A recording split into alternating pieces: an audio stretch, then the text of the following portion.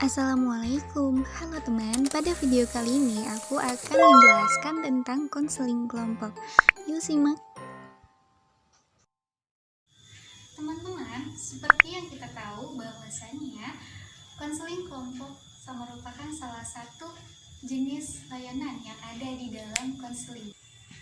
Baik teman-teman, di sini saya akan menjelaskan terlebih dahulu apa itu konseling kelompok. Konseling kelompok yaitu proses pemberian bantuan dari seorang ahli, yaitu disebut dengan konselor kepada orang yang membutuhkan, yaitu disebut dengan klien dalam suasana kelompok. Yang kedua, ada tujuan konseling kelompok. Nah teman-teman, seperti yang kita tahu bahwasannya setiap bimbingan dan konseling itu tentu ada tujuannya, yang dimana juga diantaranya konseling kelompok ini. Nah, tujuan konseling kelompok ini menurut Proyekno dalam buku Tohiri bahwasanya melatih individu untuk bersosialisasi dan juga dalam berkomunikasi. Yang ketiga itu ada struktur konseling kelompok. Nah teman-teman, tentu dong ketika sebuah konseling, maka di situ juga ada struktur konseling kelompok. Di antaranya yaitu 1. Jumlah anggota kelompok. Di dalam konseling kelompok ini jumlah anggotanya yaitu 4 sampai 12. Nah, secara tidak langsung maka tidak boleh di bawah 4 dan juga tidak boleh melebihi 12, karena memang jika misalkan melebihi 12 itu terlalu berat. Yang kedua itu homogenitas kelompok, dan yang ketiga itu ada sifat kelompok, di mana sifat kelompok ini yaitu adanya yang terbuka dan tertutup, yang dimana jika seandainya ada anggota kelompok yang ingin masuk maka itu terbuka, dan jika anggota kelompok tersebut tidak menerima maka itu akan tertutup, kayak gitu teman-teman. Jadi keduanya itu butuh pertimbangan gitu dari anggota kelompoknya.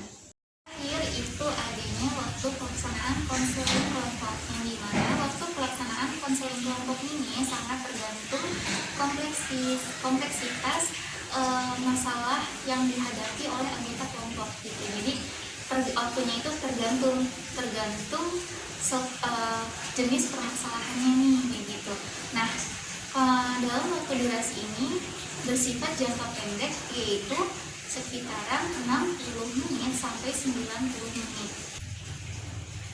Di dalam konseling kelompok ini tentu ada azas-azasnya, yaitu azas-azas konseling kelompok ini ada 12. Yang pertama itu kerahasiaan.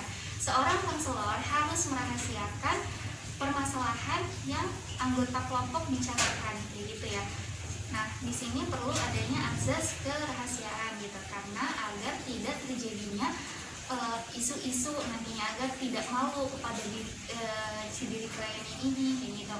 Yang kedua adanya azas keterbukaan. Jadi anggota kelompok yang mempunyai masalah harus terbuka, kayak gitu, karena agar terjadinya ketuntasan di dalam suatu permasalahan tersebut. Yang ketiga adanya azas kesukaraan, di mana azas kesukaraan ini anggota kelompok atau klien harus sukarela menuangkan permasalahannya gitu. Karena apabila tidak adanya kesukarelaan maka tidak ada ketuntasan di dalam suatu permasalahannya tersebut. Lalu kekinian. Jadi di dalam pembahasan konseling kelompok tentu membicarakan topik-topik yang sedang sekarang ini terjadi. Nah, selanjutnya yaitu ada kemandirian, di mana kemandirian ini bertujuan untuk seorang anggota kelompok atau klien tidak tergantung kepada pemimpin kelompok atau konselor. Selanjutnya yaitu ada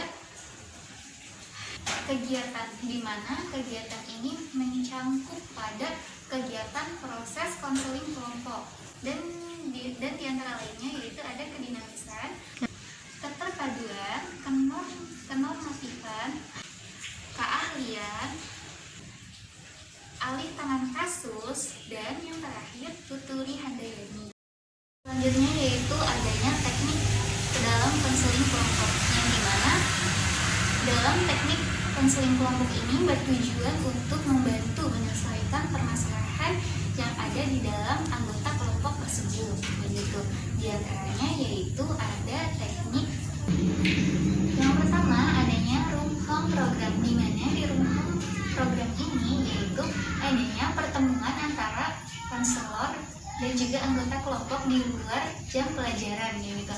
Jadi di dalam room home program ini biasanya lebih efisiennya itu di suasana yang terbuka juga nyaman, tenang gitu. Jadi tidak adanya suatu kegiatan-kegiatan lain yang mendesak pada diri klien tersebut. Jadi itu membutuhkan suasana yang kayak bebas dari adanya waktu-waktu yang terhimpit. Selanjutnya yaitu adanya karya wisata, di mana di karya wisata ini konseling kelompoknya adanya rekreasi sambil belajar gitu. Selanjutnya diskusi kelompok, di mana di diskusi kelompok ini memecahkan permasalahannya secara bersama-sama dengan anggota kelompok.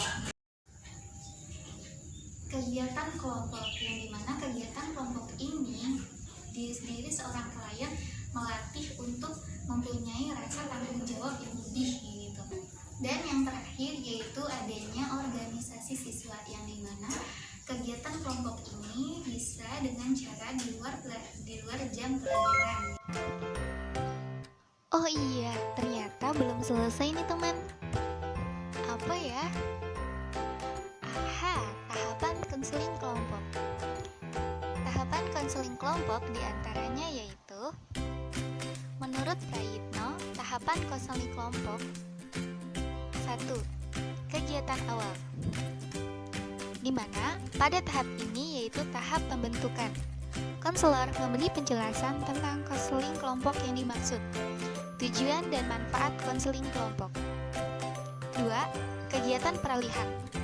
Setelah suasana kelompok terbentuk dan dinamika kelompok sudah mulai tumbuh, kegiatan kelompok hendaknya dilanjutkan ke arah lebih jauh oleh pemimpin kelompok atau konselor menuju kegiatan kelompok yang sebenarnya. Oleh karena itu, perlu dilakukan tahap peralihan.